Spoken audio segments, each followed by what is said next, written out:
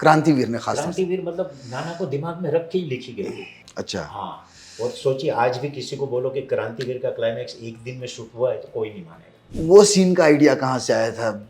ये तेरा खून ये मेरा खून, बता कौन सा है, मुसलमान का खून हिंदू का खून? फिर भाई यार नाना को अकेले को लेके आप फिल्म बना रहे हो। तिरंगा में तो राज साहब थे, नाना पाटेकर था, अब नाना को अकेले को कौन देखेगा? ये वर्ड यूज किया। दिलीप साहब ने ट्रायल देखी थी क्रांतिवीर की। अच्छा। हाँ, ये नाना को वोट देना बोलते, जब तक भी वो जिएगा ना वो क्रांतिवीर रहेगा बोलते। बोलता है कि अरे यार तू ऐसे रात को ये ठेला लेके अकेला जा रहा है, कोई मार डालेगा तेरे को।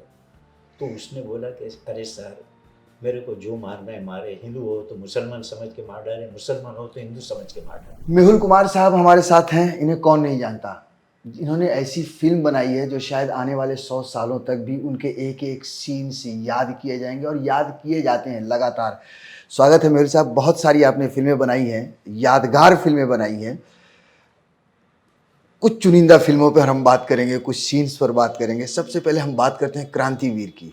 एक ऐसी फिल्म, इसका आइडिया बेसिकली कहाँ से आया था? एक ऐसा आदमी जिसका सनक दिमाग, लेकिन वो उसका मसलों को सॉल्व करने का अपना नज़रिया, अपना एक तरीका होता था। देखिए तिरंगा के बाद मैंने सोचा कि कोई ऐसे टॉपिक पे फिल्म बनाई जाए जी। जो मतलब बहुत ही मतलब अच्छा टॉपिक भी होवे और हमारे देश में जो हालात चल रहे हैं उस हालात के उस साथ समय खास तौर से जी। वो भी। तो उस टाइम पे वो बाबरी के बाद राइट्स हुए थे काफ़ी। हाँ। तो उस टाइम पे मेरे को ख्याल आया कि क्यों नहीं हिंदू मुस्लिम पे कोई ऐसी फिल्म बनाई जाए। और सब्जेक्ट ऐसा था कि उसमें कमर्शियल वे में बनानी चाहिए और जो सच्ची बात आपको दिखानी है वो कमर्शियल वे में दिखाई जाए। तो मैंने फिर सोचा, तो मैंने उसी हिसाब से वो कैरेक्टर लिखा। उस कैरेक्टर में फिर मैंने सोचा कि नाना को, क्योंकि डेफिनेट नाना वो कैरेक्टर में फिट था एकदम, तो नाना को दिमाग में रख के ही वो कहानी लिखी गई। अच्छा। हाँ, और नाना को जब सुनाए तो मतलब वो सुन के मतलब वो बोला मेहुल जब स्टार्ट करनी है कर, अच्छा। आई एम डूइंग बोलते हैं। तो हम देखते हैं आजकल बहुत सारे स्टार्स हैं जो सीन्स वगैरह चेंज भी कराते हैं। नाना पाटेकर का क्या रिएक्शन था कि यार जो आपने लिखा है मेहुल वो ज़बरदस्त है, या कुछ हमारे हिसाब से भी बदलना चाहिए? नहीं देखिए, हमारे टाइम पे जब फिल्में बनती थी ना तो आर्टिस्टों का इतना इंटरफेयर कभी नहीं होता। अच्छा अच्छा अच्छा। सीन वाइज स्क्रिप्ट सुनाते थे उनको, सुनने के बाद मैं क्या करता था कि एक कॉपी आर्टिस्ट को दे देता था कि सेट पे हम इसमें कोई चेंज नहीं करेंगे। मोस्टली मैंने सब बड़े स्टारों के साथ काम किया, कभी भी किसी के साथ कोई प्रॉब्लम नहीं। और राज साहब के साथ 3 फिल्में की, नाना के साथ 3 फिल्में की, नाना ने भी कोई डायरेक्टर के साथ 3 फिल्में नहीं की। तो वो एक बार सीन नरेशन दे दिया, फिर सेट पे कोई चेंज नहीं होता था तो कभी कोई प्रॉब्लम नहीं होती थी। हाँ। क्रांतिवीर का जो सब्जेक्ट था वाकई में, जैसा कि अभी आपने पहले भी कहा, जो बाबरी मस्जिद के बाद देश में बहुत जगह पे दंगे हुए, उन दंगों की जो सच्चाई थी वो कहाँ से उठाई आपने और फिल्म में उसको डाला? मतलब जैसे न्यूज़पेपरों में, टीवी पे, चैनलों पे जो कुछ भी मिलता था मैं हमेशा उसमें से कोई कोई मेरे को अच्छा लगता था तो वो बाद में दिमाग में रखता था कि भाई इसको अगर हम लोग फिल्मों में यूटिलाइज किया जाए और लोगों तक पहुंचाई जाए बात, तो वो सारी चीज़ें मैंने उसमें दिखाई। कितने सारे ऐसे सीन हैं जिसमें वो सारी बातें बताई गई थी। नाना पाटेकर का जो एक किरदार जो लिखा गया था कि उसको सॉल्व करने का, जैसे एक सीन है ना कि बच्चे को कह रहा तू तेरी माँ है तू संभाल, उठा पत्थर मार तोड़ सर उसका, यस। उस तरह का जो किरदार था, वो कहीं किरदार आपने देखा था क्या? मतलब कि यार ऐसा आदमी जो अपने तरीके से सॉल्व करता है। एक मेरा फ्रेंड था कॉलेज के टाइम पे, वो हमेशा इतनी बड़ी बड़ी बातें करता था, करता कुछ नहीं था। तो मैं उसको कभी बोलेगा देश में ऐसा होना चाहिए, देश में ये होना चाहिए, देश में वो होना। मैंने यार तो इतनी अच्छी बड़ी बड़ी बातें करता है तो कुछ करके दिखाना। तो बोलते मैंने थोड़ी ठेका लिया हुआ है मैं। अच्छा। तो वो कैरेक्टर तब से मेरे दिमाग में था। तो मैंने बाद में जब एक कंप्लीट स्क्रिप्ट की और पिक्चर बनी तो मैंने उसको फ़ोन भी किया, मैंने देख तू जो बोलता था ना वैसा ही ये कैरेक्टर है, बोलता है लेकिन ये करके दिखाता है। अच्छा। तो नाना को उस कैरेक्टर में मतलब इतना इन्वॉल्वमेंट हो गया था। देखिए वो भी मतलब बोलता था लेकिन उसने करके भी दिखाया, बचपन से ही मतलब उसका कैरेक्टर ऐसा था। तो जब बड़ा हुआ तभी भी वही था। तो वो कैरेक्टर में वो मेरे को इंस्पायर वहाँ से हुआ था, मेरा एक फ्रेंड था। क्रांतिवीर बनाने के समय देखिए बहुत बड़ी फिल्म थी, बहुत सफल फिल्म थी, यादगार फिल्म है। बनाते वक्त ये लग रहा था कि यार ये फिल्म इतनी सफल होगी, लोग इतना याद करेंगे, इतना प्यार देंगे? नहीं वैसे मतलब जब हम लोग सीन पिक्चराइज करते थे ना, मेरा हमेशा रहा है कि जूनियर आर्टिस्ट फिल्मों में होते, जनरली वो शूटिंग के टाइम पे बातें ही करते रहते।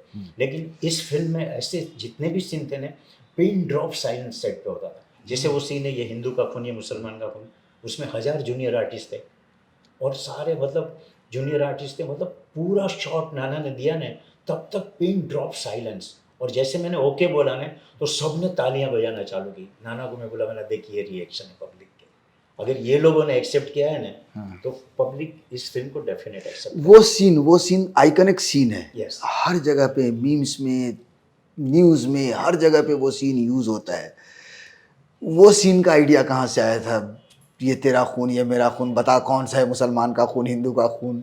मतलब एक था कि भाई ऊपर वाले ने ब्लड तो सबके एक ही बनाए, बिल्कुल। किसी मतलब चाहे हिंदू हो, मुस्लिम हो, सिख हो, ईसाई हो, क्रिश्चियन हो, कोई भी हो, सबका खून तो एक ही है। जब हम मतलब ब्लड डोनेट करते हैं, तभी तो वो लोग नहीं पूछते कि ये किसका खून है। और किसी को जब वो खून दिया जाएगा, वो भी नहीं पूछता कि ये खून किसका है। ये मेरे दिमाग में था। डॉक्टर ने मेरे को बताया था कि मेहुल भाई देखिए, हमारे यहाँ जो डोनेट होते हैं ब्लड, उसमें कभी ये नहीं पूछा जाता कि ये किसका खून है, और हम जिसको देते हैं वो भी नहीं पूछता कि ये किसका खून है। तो खून तो सबका एक ही है, होते कास्ट अलग अलग है होते।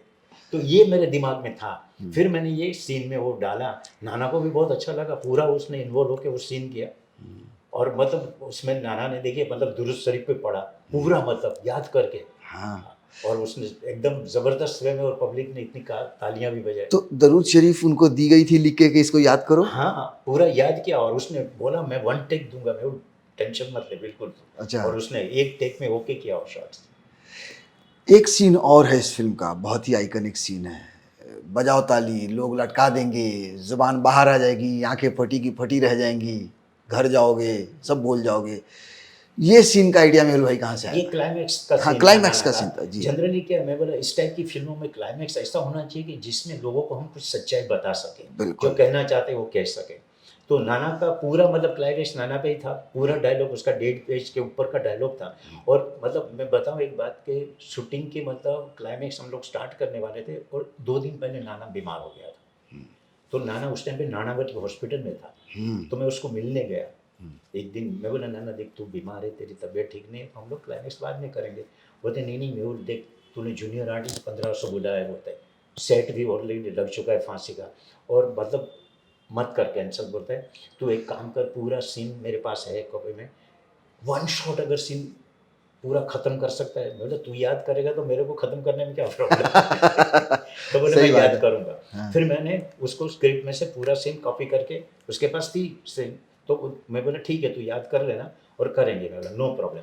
उस दिन मैंने क्या किया, 4 कैमरे मंगवाए, एक क्रेन पे रखा, एक ट्रॉली पे रखा, एक मिड शॉट और एक लॉन्ग शॉट। अच्छा। हाँ, और सोचिए आज भी किसी को बोलो कि क्रांतिवीर का क्लाइमैक्स एक दिन में शूट हुआ है तो कोई नहीं मानेगा। नाना का पूरा डायलॉग, चारों कैमरा ऑन किए थे, और एक शॉट में उसने उस किया, ओके भी हुआ। और उसके बाद डेनिस साहब का मर्डर, मारना, ये वो सब वो बाद में लिया था मैंने। अच्छा। हाँ, क्योंकि नाना की तबीयत ठीक नहीं थी और उसने वो क्लाइमैक्स किया, और सोचिए आज भी यादगार क्लाइमैक्स है।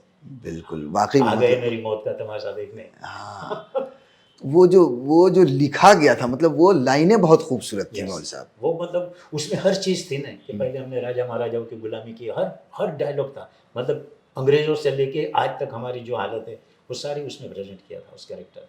बिल्कुल। ये लिखते वक्त कहते हैं ना, कहीं से आप इंस्पायर होते हैं। एक लाइन उसमें बहुत अच्छी थी कि हमारा पड़ोसी मुल्क जो पुस्सू जैसा दिखता है, वो भी हमें मारने का ख्वाब देखता है कि, और मार सकता है क्योंकि उसे सिर्फ हथियार भेजना है। वो मतलब हम लोग ताशकंद फिल्म फेस्टिवल में ये फिल्म सिलेक्ट हुई थी, तो मैं और वाइफ दोनों गए थे। तो जब ट्रायल ख़त्म हुआ ना, तो पाकिस्तानी स्टूडेंट वहाँ पढ़ाई करते होंगे, वो आए मेरे को मिलने के लिए। अच्छा। बोलते सर आपने हमारे देश की इतनी बुराई की है। मैं बोला क्या बुराई की? बोलते वो एंड में डायलॉग आता है, वो पिस्सू जैसा हमारा पड़ोसी मुल्क अपने देश में सुई भी नहीं बना सकता, और हमारे देश को तोड़ने के सपने देखता है। तो मैं बोला सच्ची बात बोला हूँ ना, गलत तो नहीं, बहुत सच्ची बात है सर, लेकिन पिक्चर क्या बनाई, इतनी तारीफ क्या होना। उन लोगों को भी वो सीन बहुत अच्छा लगा, ये हिंदू का खून, ये मुसलमान का खून, क्या सीन है, बोले क्या कैरेक्टर है। और उधर भी मतलब पिक्चर को मेरे को बेस्ट डायरेक्टर का अवार्ड भी मिला, पिक्चर को भी मिला क्रांतिवीर को, ताशकंद फिल्म फेस्टिवल। हाँ, एक सीन और है इस फिल्म का, उस पर भी बात करना ज़रूरी है। एक बूढ़ा आदमी ठेला लेके जा रहा है, हाँ, वह सीन है कि इंटरवल के पहले हाँ का, हाँ उसकी भी एक हाँ कहानी है, मैं आपको बताऊं। जी, जब ये राइट्स का माहौल चल रहा था ना, तो नाना और मैं हम लोग एक दिन नाना की जीप में उसके घर पे जा रहे थे। अच्छा। हाँ, बरेली से। तो नाना गाड़ी चला रहा था, जीप थी उसके बाद, और हम लोग आगे बैठे थे। तो रात थी, तो मतलब माहिम क्रॉस हम लोग कर रहे थे ना, तो माहिम के पास ही मतलब एक ये बुड्ढा ठेला बूढ़ा। लेके जा रहा था। तो नाना ने जीप रोकी, हाँ। बोलता है कि अरे यार, तू ऐसे रात को ये ठेला लेके अकेला जा रहा है, कोई मार डालेगा तेरे को। तो उसने बोला कि अरे सर, मेरे को जो मारना है मारे, हिंदू हो तो मुसलमान समझ के मार डाले, मुसलमान हो तो हिंदू समझ के मार डाले। अच्छा। ये डायलॉग था। मैं नाना को बोला, नाना ये डायलॉग मैं डालूंगा पिक्चर में। बोलते तेरी पिक्चर की फर्स्ट कॉपी तो आ गई है, किधर डालूंगा? तो मैं बोला मैं करूँगा, और मैंने किया। हाँ। फिर मैंने उसमें बोला ऐसे ओल्ड कैरेक्टर में कोई आर्टिस्ट, तो मराठी स्टेज के वो डायरेक्टर थे, उन्होंने वो रोल किया है। हाँ हाँ हाँ। तो मैंने नाना को, फिर मैंने फिल्म सिटी में शूटिंग रखी एक दिन की। हम्म। फर्स्ट कॉपी आ गई थी, उसके बाद क्या ये। अच्छा। हाँ, और इंटरवल के पहले वो सीन डाला, देखिए वो सीन आज भी लोगों को याद है। बिल्कुल। और उसमें सिर्फ फाइटर थे, और ये एक कैरेक्टर थे वो जो मराठी स्टेज के आर्टिस्ट थे। हाँ। उनको बुलाया मैंने, नाइट में हमने शूटिंग किया। 3-4 घंटे का ही शूटिंग था वो, और शूटिंग खत्म किया, और सब लोग बोले क्या सीन है वो और वो 4 शॉट्स थे ऐसे, बिल्कुल, कुछ 4 नहीं, वो शॉट्स। साइलेंट है, सबके क्लोज क्लोज जाते हैं। और वो मारने की बात बोलते बोलते, हिंदू हो तो मुसलमान समझ के मार डालो, अगर मुस्लिम हो तो हिंदू समझ के मार डालो, और कोई उसको मारता नहीं, वो चला जाता है। बिल्कुल, बिल्कुल।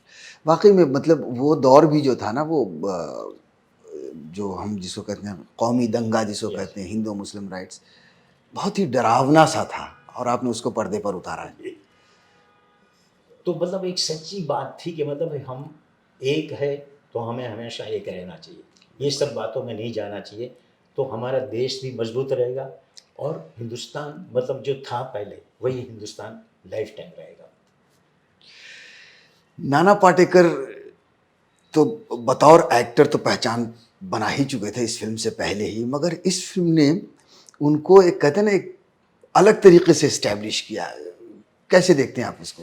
क्रांतिवीर ने ख़ास तौर से। क्रांतिवीर मतलब नाना को दिमाग में रख के ही लिखी गई थी। और क्रांतिवीर की मैं एक बात बताऊं, तो जैसे जब नाना को फाइनल के अंत में नाना को बोला, देख नाना, तेरे जितने पुराने कपड़े हैं ना वो हमको दे देना, बोलता है, क्योंकि एक भी नया कपड़ा नहीं बनेगा, तेरा कैरेक्टर वैसा है। हाँ। और तू चप्पल जो घर पे पहनता है वो मेरे को दे दे, तेरे को नए कपड़े हम बना के देंगे, और तेरे एक भी कपड़े पे आयरन नहीं होगी। अच्छा। हाँ, पूरी पिक्चर में देखो, वो चौपड़पट्टी खटिया पे सोने वाला आदमी, और वो पूरे कैरेक्टर में इन्वॉल्व हुआ था, बोलते नो प्रॉब्लम है, और वो किया उसने।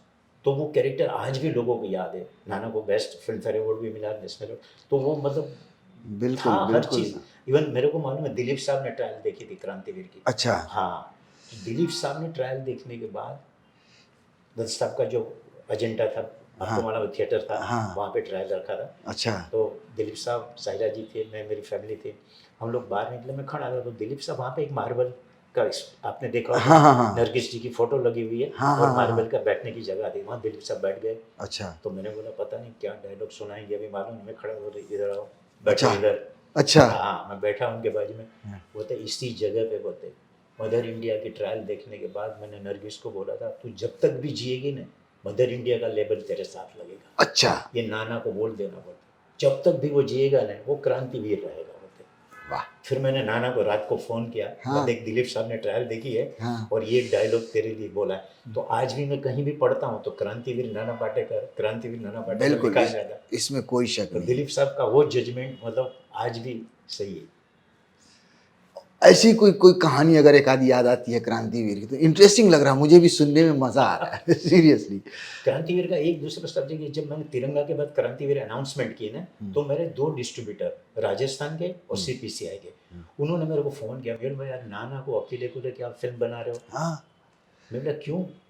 तो बोले तिरंगा में तो राज साहब थे, नाना पाटेकर था, अब नाना को अकेले को कौन देखेगा, ये वर्ड यूज़ किया। अच्छा। हाँ, मैं बोला ये फिल्म है ना, नाना के लिए नहीं बना रहा हूँ, नाना इस फिल्म में फिट है इसलिए उसको लिया है मेरा। हाँ। तो बोले देखिए हम लोग आपको साइनिंग अमाउंट का चेक दे देंगे, हाँ। लेकिन फर्स्ट कॉपी देखने के बाद फिल्म अच्छी लगेगी तो हम डिलीवरी देंगे। मैंने अच्छा। ठीक है, नो प्रॉब्लम, आप मेरे पुराने डिस्ट्रीब्यूटर हो, मेरे को कोई प्रॉब्लम नहीं। हाँ। और फिर मैंने उस टाइम पे हर एक डिस्ट्रीब्यूटर को मेरी फर्स्ट कॉपी निकलने के बाद ट्रायल दिखा रहा था। अच्छा। तो केतनऊ में हम लोग ने ट्रायल रखा, बांद्रा में, फर्स्ट कॉपी आने के बाद ये लोग भी आए, उन्होंने मेरे को साइनिंग अमाउंट सिर्फ 1-1 लाख रुपया दिया था। अच्छा। अंडर प्रोडक्शन एक भी पैसा नहीं दिया था। बोले हम बाद में फिर रिलीज पे आपको पूरा पेमेंट देंगे। मैंने ठीक है। तो पिक्चर स्टार्ट हुई, इंटरवल में बाहर निकले, दोनों चुपचाप कुछ बोले नहीं। और क्लाइमैक्स में जब बाहर निकले तो मेरे को गले लगाया, बोले मेहुल जी सॉरी है, हाँ आपका जजमेंट कमाल है। बोलते हैं ये तो नाना मतलब क्या काम किया है बोले। और नाना के मतलब आपको बोला था ना कि नाना के लिए फिल्म नहीं बना रहा हूँ, ये नाना इस फिल्म में फिट है, इस कैरेक्टर में फिट है, इसलिए फिल्म में। बोलते नहीं नहीं, अभी जो आपकी प्राइस है वो प्राइस, जो पैसा बैलेंस है हम आपका बोलो कल बोलो तो दे देंगे। उस और समय उस वक्त कितना बजट हुआ था उस टाइम सर? पे मतलब क्रांतिवीर ऑल ओवर इंडिया मतलब 20-20 लाख के रेशो से बेची थी मैंने। अच्छा, हाँ, और बजट हमारा क्रांतिवीर का आप कितना सोचते हो? मुझे आइडिया नहीं उस समय का। 45 lakhs ओनली। बस बस। आज 45 लाख तो आज जूनियर नाना अभी आर्टिस्ट, करोड़ नहीं के ऊपर नहीं, है। जूनियर हाँ, आर्टिस्ट में उससे ज्यादा वो खर्च हो किसी को जाएंगे। बोलो तो कोई मानता नहीं है आज के दिन। मेरे को बीच में अभी एक इंटरव्यू था मेरा, तभी पूछा मेरे को टीवी 18 पे कि मेहुल जी कोहराम इतनी बिग बजट बड़े स्टार कास्ट की फिल्म थी, इतने बड़े बड़े स्टार थे, तो क्या बजट था? मैं अभी बोलूँगा तो कोई मानेगा नहीं वो बजट में बोला, क्योंकि उसमें अमित जी, नाना पाटेकर, जया जी, कितने थे, कबीर बेदी जी, और डैनी साहब थे, जया प्रदा थी, तब्बू थी, मुकेश ऋषि, टोटल आर्टिस्ट थे स्टार कास्ट। उसका बजट 6.5 करोड़ था। आज तो मैं बोला किसी को बोलो तो कोई मानेगा नहीं। चलिए, बहुत शुक्रिया सर।